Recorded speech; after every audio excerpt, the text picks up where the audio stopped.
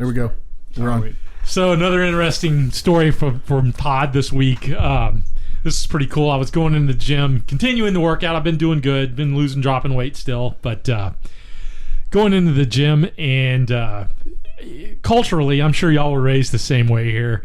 You hold the door open for people, right? You're walking up, you see somebody coming. I try to, yeah. You do that? I try to, yeah. I mean, that was kind of how I was raised. It's a respect thing, It's probably a Southern thing. So being courteous. Yeah, it's what I kind of, and I do it for everybody, men, women, young, old. It doesn't matter. It's what I do.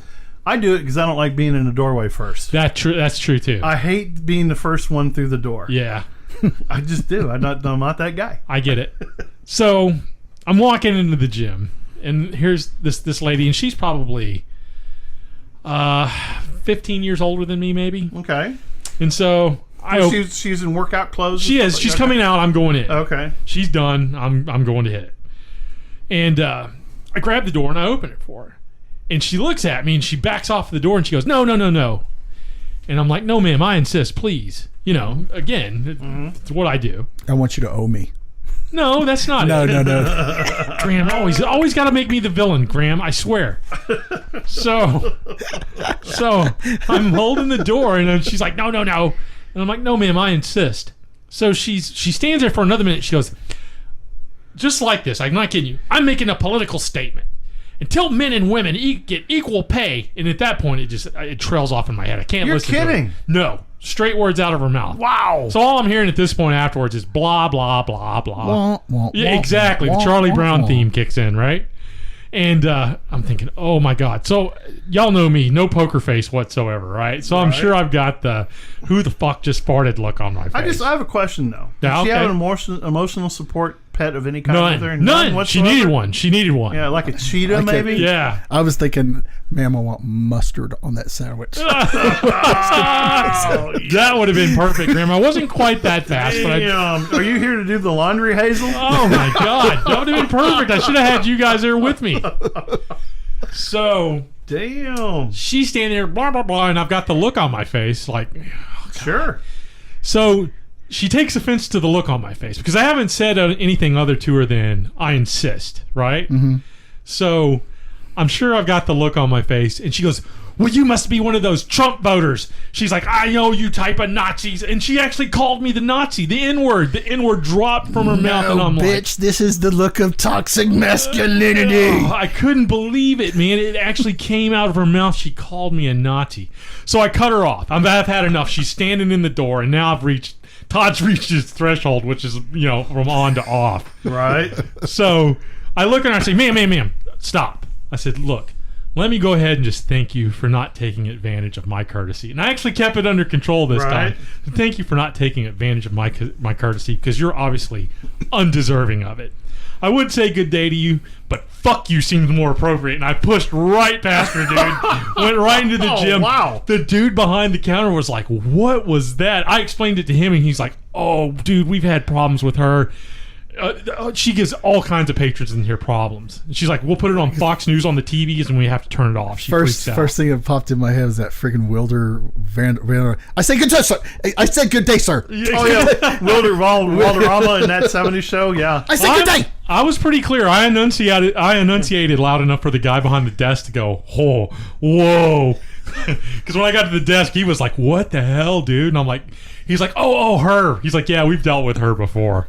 So, wow.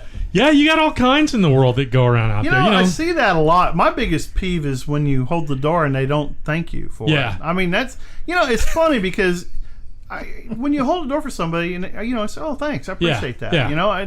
That's just common courtesy. Mm-hmm. Right. I just don't. That thank you doesn't cost anything. Not a dime. It doesn't. And it goes a long way of helping everybody feel good about their day, because it's all about feeling good about your day, right? It is.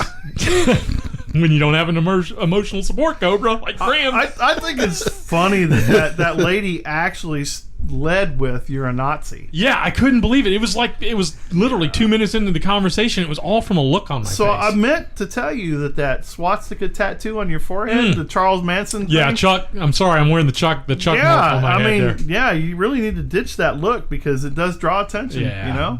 Yeah. But it's too bad. It's funny though. We live in a world where that's hate. It is. So she's calling you a hate person when she's actually projecting hate on your kindness. Yeah. And it's funny because we have all kinds of people now that are calling themselves the authority on hate. Right.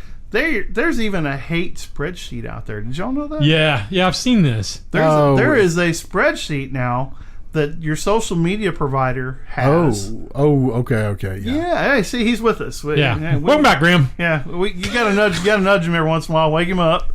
But so Facebook has this list of hate organizations. Because they acknowledged it. Yes, right. They were forced. Okay, so let's get to the crux of it. They were very forced. So what happened was, Candace Owens basically she was supposed to be suspended for 7 days. 7 days. But it really wasn't. Because of a statement that she made. Well, yeah, and her statement, basically, I wrote it down so there I was can get nothing it right. wrong with her statement. Yeah, I wrote it down so I wouldn't get it right. She's basically the leader of the Blexit movement. Blexit, okay. Yeah. Black and she goes, Black Americans must wake up to the great liberal hoax. White supremacy is not a threat. Liberal supremacy is. Right. That's the crux of her statement. The quote liberal, I mean, that phrase, liberal supremacy, that was a pretty powerful very powerful wording. Well, and that's probably what got the attention of the censors. I mean, you've got people sitting around in rooms. I've seen these rooms. It's interesting. You basically have... It's a big open forum, and you have people sitting around looking for hate speech. And what happens and a lot of hand lotion. There are some handlers in there, but are there emotional pet animals? There probably is somewhere. Yeah. Koala bear or something. Panda. Die, bunny, die. Die, bunny, die. Something that doesn't have any teeth. So, but it's interesting. You have these large rooms, and they're sharing these ideas amongst each other. So this is how this all propagates: is one of them gets it in their head that this is speech, and it's shared amongst. Well, algorithm kicks it out. It does. Yeah. It does. But you've got, in other words, it becomes group thinking. Yeah. Then it turns into like a hive mind. Yes. And that's what I'm getting at. The actual people that are sitting around looking at this, it becomes group thought, and now they're trained to look. Sure.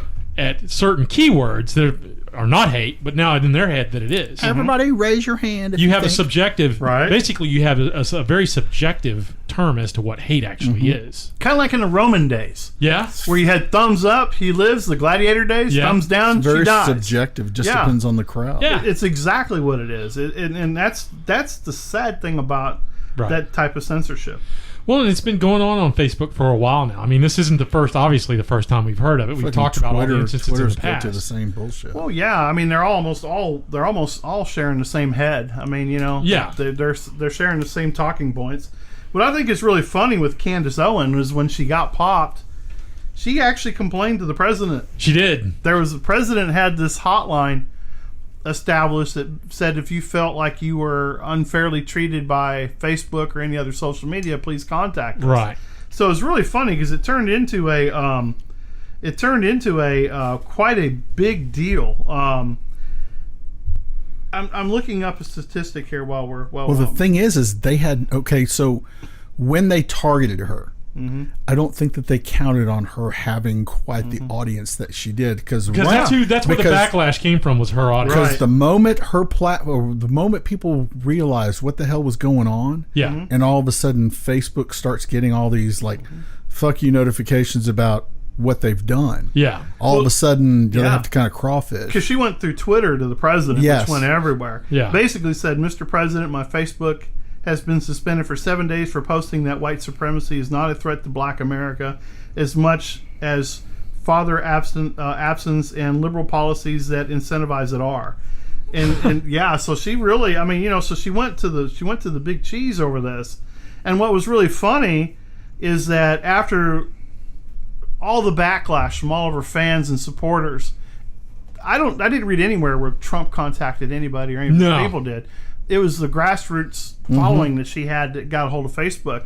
And their statement was really funny. It says, looks like we made a mistake and removed something you posted on Facebook that did not go against community standards.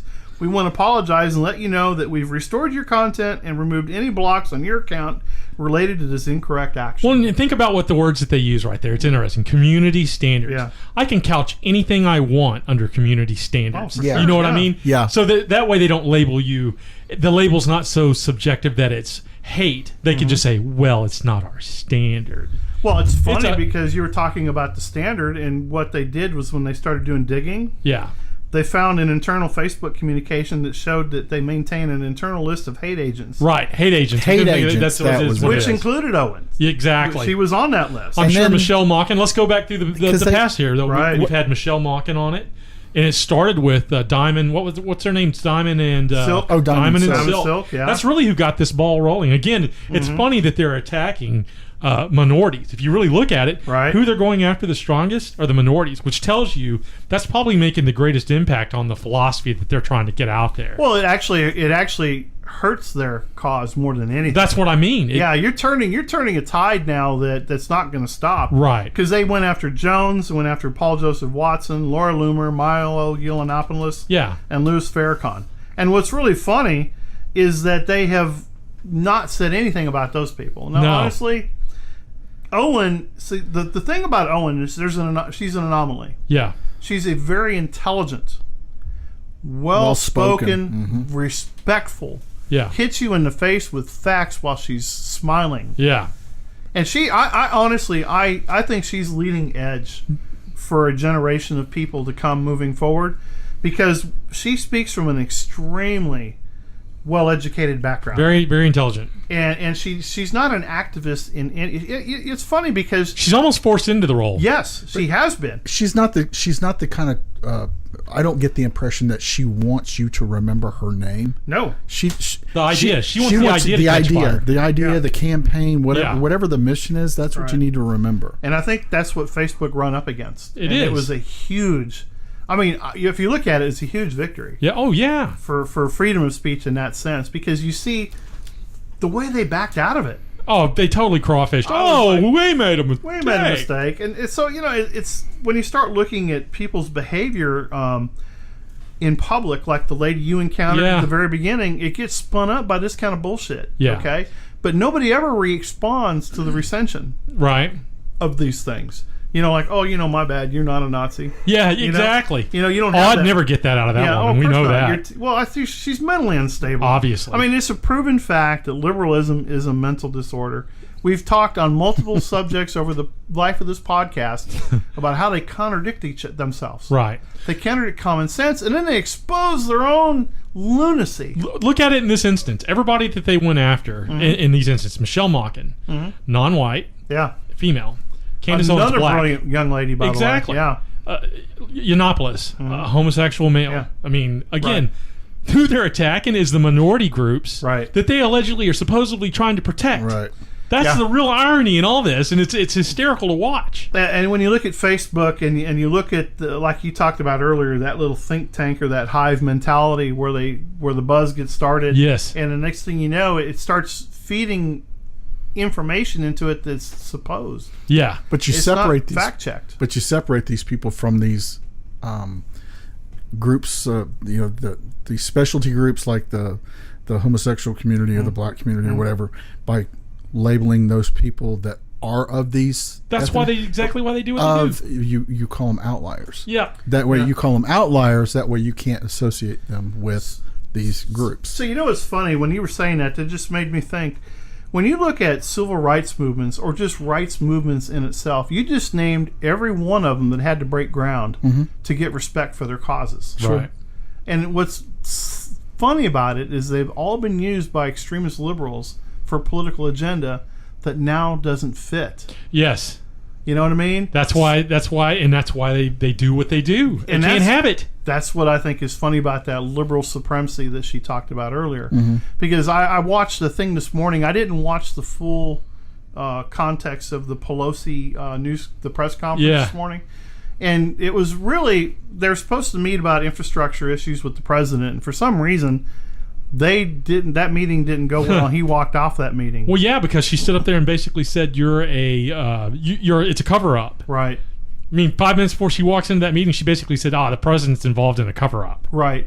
And so you have these types of, and I really think these people are losing traction. Yeah. I think they're grasping for straws. Or just to create some sort of controversy. Sure. And I think where there is look none. at me syndrome, yeah. I think a lot of that is look here while we're doing this. Yes.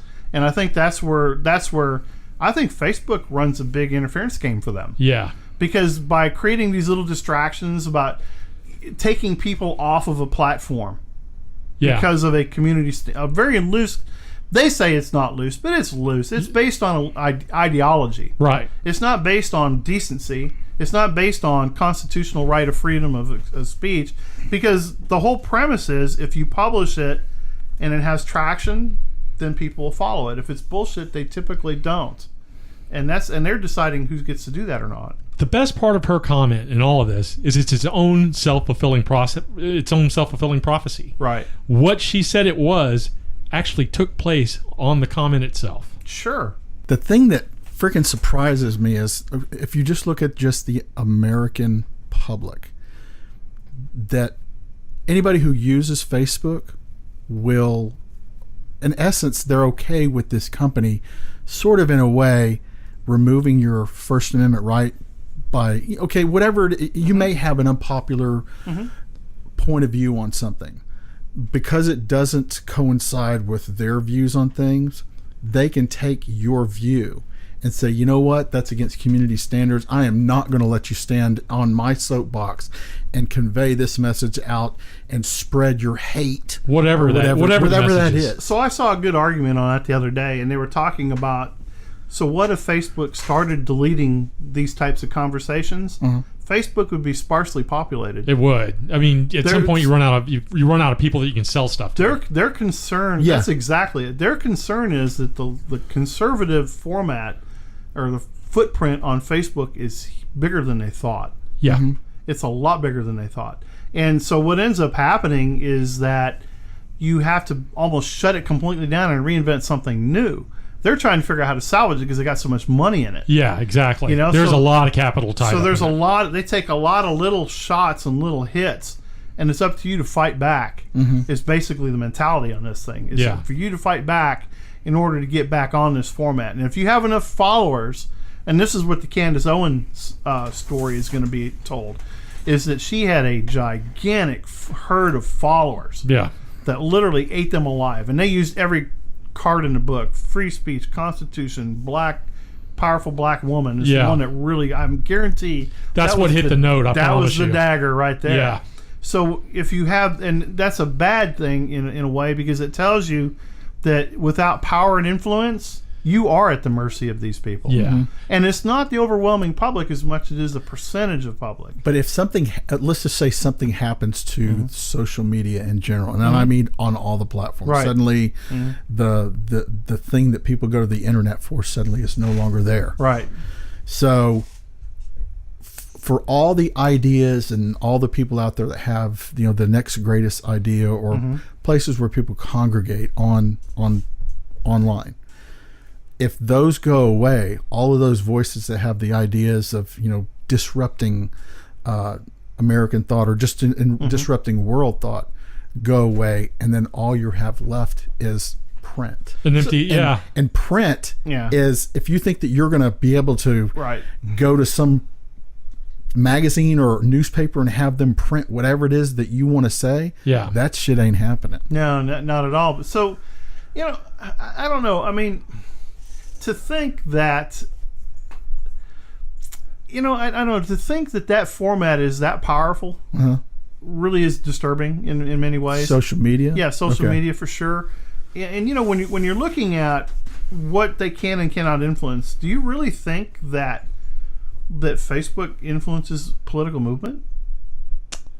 I'd have to say yes. To a large swing degree? Yeah. Well, do you think, I think the thought's already there, but I think they can help push people. So it helps people find other people. So what they found is the all the negative stuff said about Hillary Clinton. Almost all of it went through some social media format, right? And that really influenced the perception of this person in real life. And now you have another one. You have a handful of their heroes coming through the herd for the 2020 election. So the ones that are really going to be, that you're going to watch, is going to be Bernie Sanders and Joe Biden.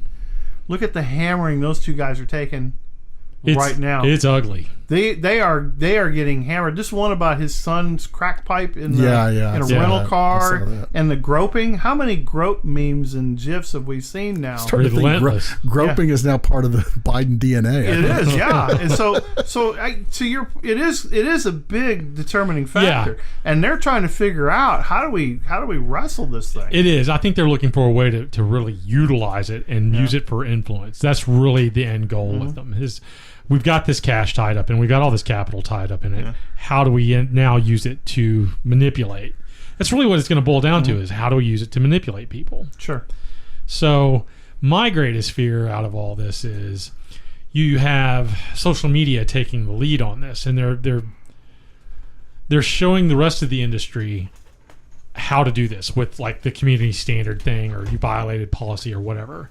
So when does it pick up that GoDaddy or HostGator say you can no longer have a website because you violated our EULA agreement? That actually could roll to us. It could. But what keeps somebody from starting up a business that supports those type of formats? A lot. They're capital. I mean, getting the capital behind it. You mean there's no rich conservatives that can do this? There are. I mean, I guess it could happen, but why isn't it happening with Facebook would be my question. Well, who would want it?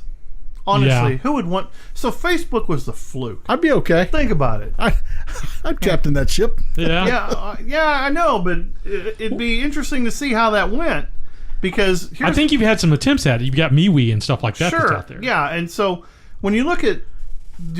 So the point I'm trying to get out is that you look at cable news networks. Okay. CNN, Fox, MSNBC, all these news channels...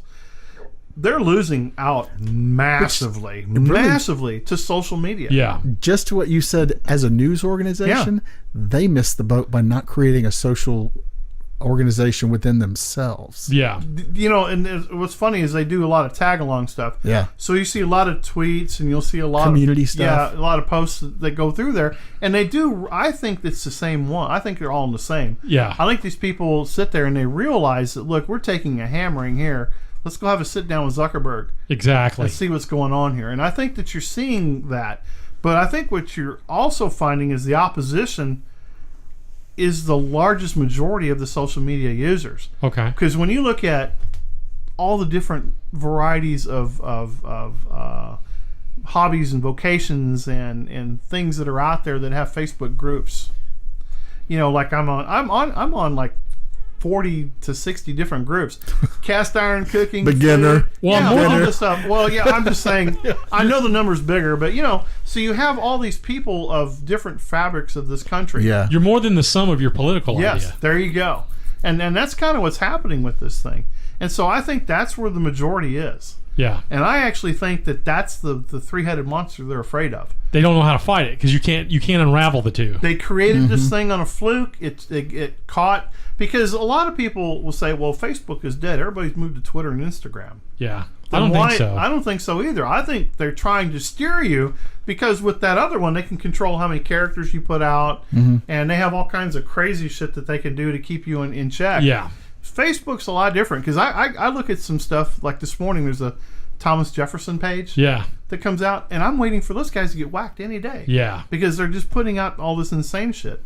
Now my brother-in-law he's a hero in his mind, in the fact that he gets booted off of Facebook like once a week. Yeah. It's a badge of honor for him. Yeah, at some point in time, they're just going to just zip him and he's going to be done. Yeah. And to your point, what do you do when there is no social media?